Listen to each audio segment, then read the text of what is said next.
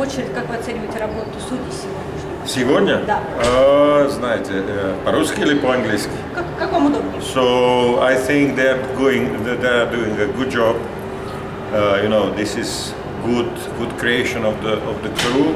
We have two very experienced referees, one from FIBA Euro, one from the EuroLeague. So they are doing pretty well today. Okay.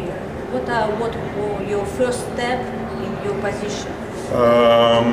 I spent today in the morning in the office of VTB League, and what I really think is we have to unify the standards which have to be same, like for the EuroLeague, for EuroCup, and also for the FIBA Europe competitions, because we need to have one unified style of officiating in Europe. So we have to establish some educational program for improving the referees, and I do hope that soon we shall see also some top Russian referees which shall be improved.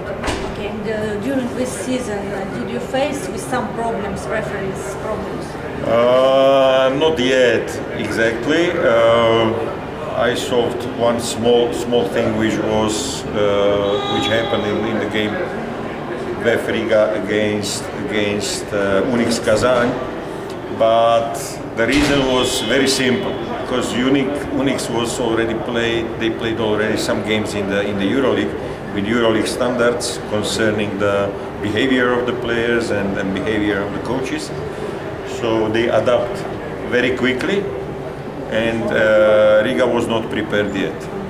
So I was also there after the observation of the DVD, and I spoke with the staff of VF Riga, and I do hope, and I saw it on the television in next stage when they started to play in the EuroCup with the same standards like in the EuroLeague, so they adjust to this, and so problem was solved. But generally, we are mostly using the experienced referees, mostly, some of them from the EuroLeague, some from FIBA Europe, and we had also some, let's say, not experienced, so creation of the crews is really good, so we don't have problem until now.